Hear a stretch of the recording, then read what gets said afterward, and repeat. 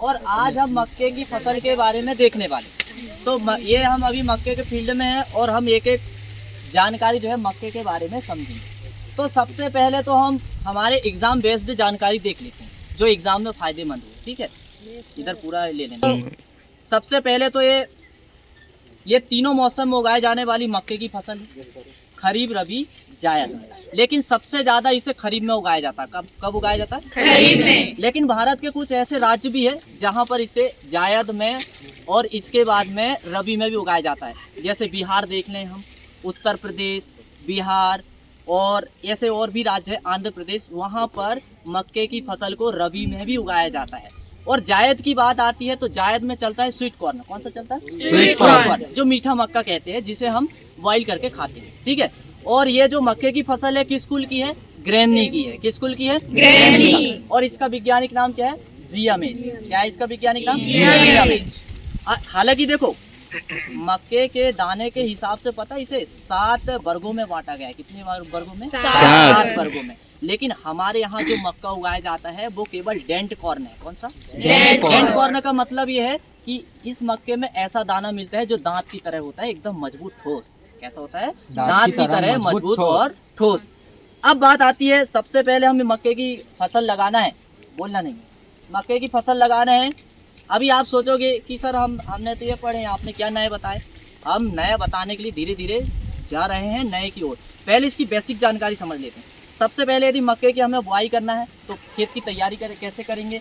1-2 बार cultivator चलाएंगे और एक बार मिट्टी पलटने वाले हल से हम चलाकर भूमि को कैसा कर लेंगे? समतल कर लेंगे। कैसा कर लेंगे? समतल। और पटा चलाकर भी हम क्या कर लेंगे? भूमि को समतल।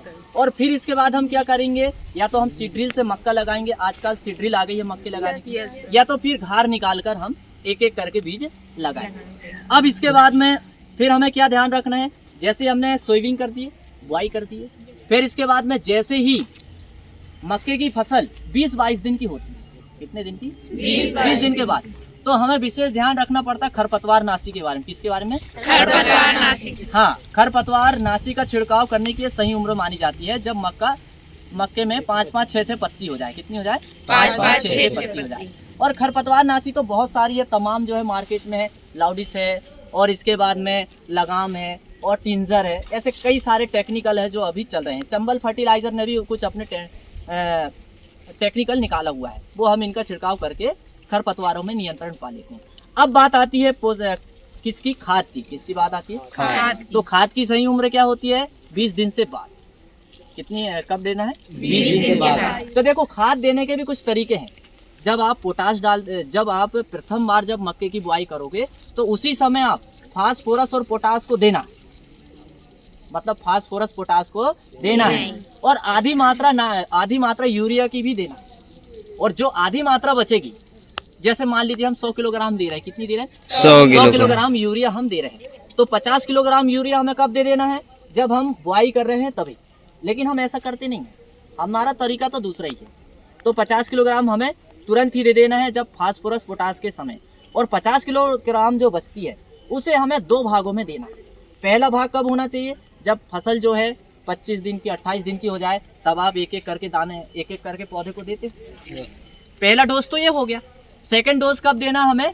1 महीने के अंतराल, जब ऐसी पुंगी खड़ी होने लगे। जब ऐसी पुंगी खड़ी होती ना, इस समय, तो इससे क्या रहता? पौधा हरा भरा रहता है और मजबूत रहता है। तो ये तो हो गई खाद की बात। लेकिन आजकल ज्यादातर क्या है, मक्के में जो है जिंक की कमी देखी गई है। किसकी? जिंक की। अब जिंक की कमी वाला पौधा तो मुझे यहाँ दिखाई नहीं दे रहा है।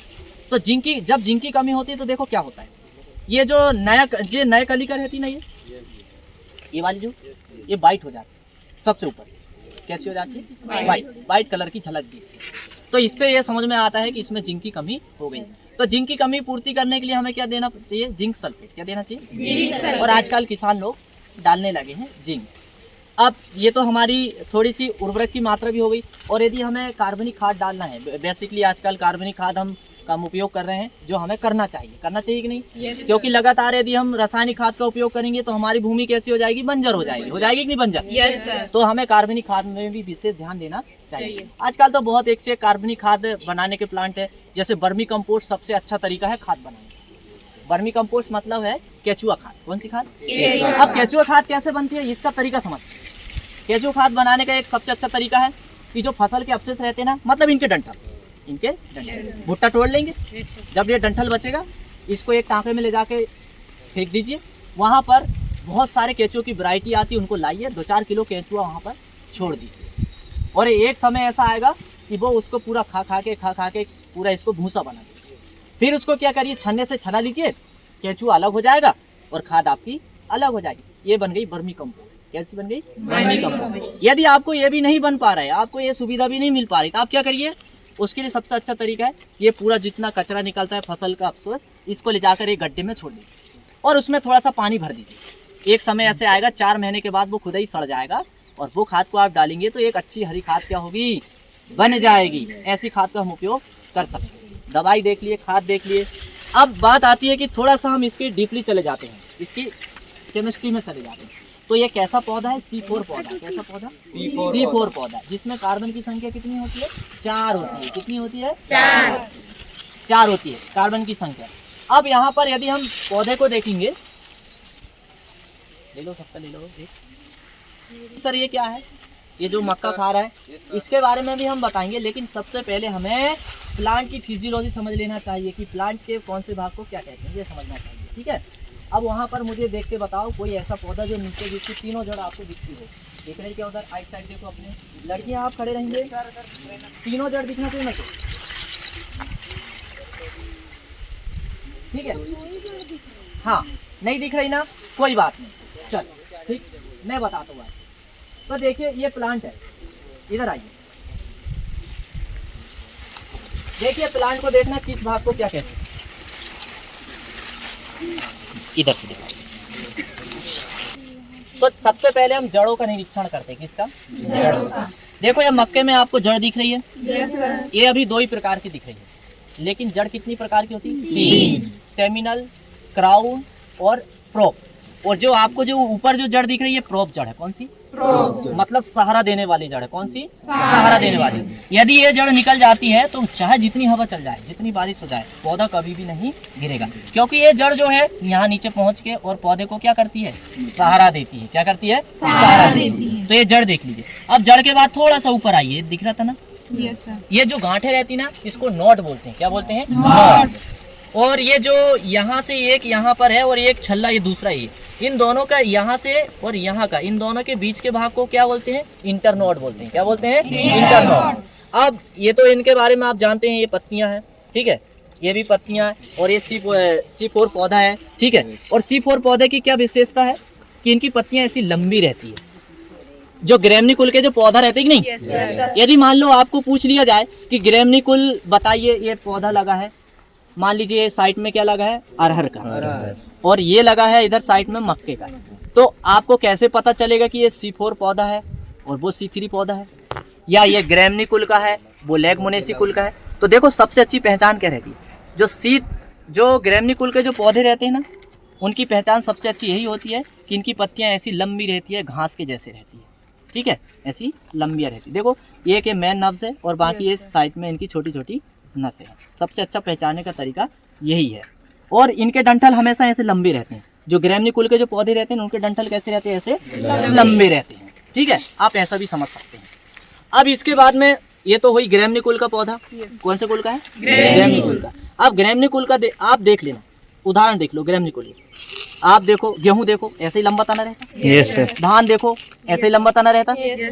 उनमें भी ऐसे कल्ले पाए जाते हैं, उनमें भी ऐसे कल्ले पाए जाते हैं, ध्यान से देखना। गन्ना देखो ऐसे ही लंबे रहता है। तो जितने भी बाजरा देखो, ज्वार देखो, सारे पौधे देखो आप, उनके तने ऐसे ही रहते हैं। यदि ये तने ऐसे रहते हैं तो आप समझ लेना कि वो कौन सा पौधा है? ग्रेमनीकुल का। कौन सा पौधा है? ग्रेमनीकुल का। ठीक है, अब बात आती है, मक्के को तोड़ना नहीं है, ठीक है,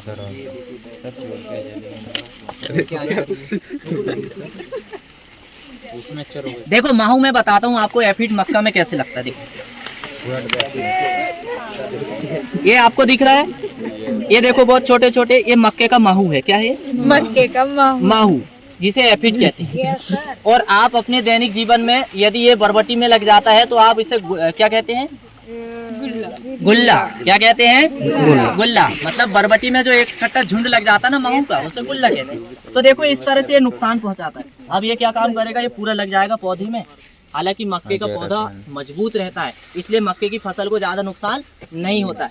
और यदि यही लग जाए बरबटी में या फिर मूंगफली में, तो काफी भारी मात्रा में क्या होता है, नुकसान होता है। अब इसके लिए हमें क्या करना है, मेलाथियान है या बहुत ऐसी इंसेक्टिसाइड आती है, उनका छिड़काव करके हम इससे क्या कर सकते हैं, फसल को बचा सकते हैं। अब अगला यहाँ पर देखना है, ये हमारे लंकेश स्टूडेंट है, बहुत समझदार और बहुत एक्टिव है। ये हमें एक एक पौधे का यहाँ पर भ्रमण करवा रहे हैं कि साहब इसमें देखिए कौन सा लगा है, क्या लगा है, हमें बताइए। तो चलिए हम यहाँ देखते हैं वक्त, ठीक है। आओ इधर आओ, पास में इधर जाओ। देखो मक्का नहीं तोड़ना है, तो आपको ये पौधा दिख रहा है, इसके अंदर कीड़ा भी निकल सकता है, इंसेक्ट भी इसके अंदर निकल सकता है। क्या निकल सकता है का हम देखें, थोड़ा चेक करें। टिड्डा नहीं रहेगा इसमें, तना छेदक रहेगा। क्या रहेगा? तना छेदक। और तना छेदक का भी लार्वा आपको मिलेगा। क्या मिलेगा? लार्वा। और ये सब खा खा के निकाला उसने, ये सब खा खा के क्या किया है, निकाला है। और ये कहाँ पर रहेगा पता है, यहाँ पर रहेगा इसके अंदर। देखो ये इनने पूरी मेन कलिका को ही पूरा क्या कर दिया, खा लिया। अब बताइए इससे नया यहाँ कहाँ निकलेगा इसका फूल। इस तरह ये मेन वाला फल है। हालांकि इसमें कीट नहीं है, ये है देखो। हाँ ये सबसे नीचे, अरे ये है, ये देखिए कीट, देखिए इसे तना छेदक बोलते हैं। क्या बोलते हैं इसे? ये जो है ये ऐसा कीट है, ये फसलों को जो है काफी हानि पहुंचाता है। और यदि ये छोटी अवस्था में लग जाए ना, जब मक्का छोटा रहता है तो मक्का का ये पूरा ही नीचे का डंठल खा जाता है और मक्के को क्या कर देता, पूरा नुकसान पहुंचा देता है। अरे देख लिया कि नहीं? किसने किसने देख लिया? सर मैंने भी देख ली सर। ये देखो ये देखिए, ये मक्के का तना छेदक है। क्या है? मक्के का तना छेदक। अभी ये कौन सी अवस्था में है? देखो कीट की 4 अवस्था होती है। सुनो, कीट की कितनी अवस्था होती है? 4। 4 अवस्था में वो अपना जीवन चक्र पूरा करता है। देखिए पहले तो अंडा अवस्था, फिर आती है ये लार्वा अवस्था, इसे लार्वा बोलते हैं। कौन सी अवस्था? लार्वा। ठीक है। फिर इसके बाद में प्यूपा अवस्था आएगी। प्यूपा अवस्था में क्या होता है, ये जो इल्ली है ना, इसका जीवन चक्र लगभग जो है 30 से 40 दिन का होगा। फिर ये यह जो है एक खोल में पैक हो जाएगी। खोल में मतलब अब आपको मैं मतलब एक अपना एक खोल बना लेती है और उसके अंदर ये बैठ जाती है। और जब ये खोल में रहती है प्यूपा अवस्था में, ये कुछ खाती पीती नहीं है और सीधी शांत बैठी रहती है। फिर इसके बाद में जब वो खोल में ये 15 से 20 दिन या 1 महीने रहती है कीट की उम्र के अनुसार, तो फिर इससे पता एक रंग बिरंगा कीट उड़ता हुआ निकलता है। जैसे आपने तितली उड़ते हुए देखो, यस सर। तो वो तितली पता बटरफ्लाई जो है ज्यादातर नींबू में ऐसा कीट लगता है। तो उसी का जब इसकी अगली अवस्था जो रहती है ना, चौथी अवस्था, जब वो रंग बिरंगी तितलियां बन के उड़ता है, बनते हैं उनसे जब रंग बिरंगी तितलियां बनती ना, वो फिर पॉलिनेशन करती है, परागकण का काम करती है। फिर वो फसलों को नुकसान नहीं पहुंचाती। अब फसलों को नुकसान कैसे पहुंचाती? अब ये क्या करेगा, जब ये कुछ कीट बन के उड़ेगा ना, तो ये अंडा दे देगा कहीं। फिर इसके अंडे जैसे ही मक्के की फसल आएगी, फिर इससे क्या निकलेगा,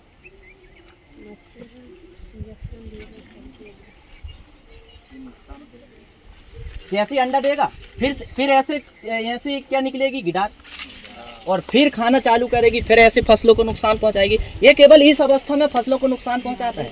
इसकी अगली स्टेज में ये फसलों को क्या करेगा, नुकसान नहीं पहुंचाएगा। इसकी यही खास बात है। लेकिन ये जो है पहला अवस्था, जब मक्का इतना बड़ा रहता है ना, तभी सबसे ज्यादा नुकसान पहुंचाता है। और यही अवस्था तो सबसे ज्यादा हानिकारक है कि नहीं? Yes sir. तो समझ गए ये क्या है, तना छेदक। इसके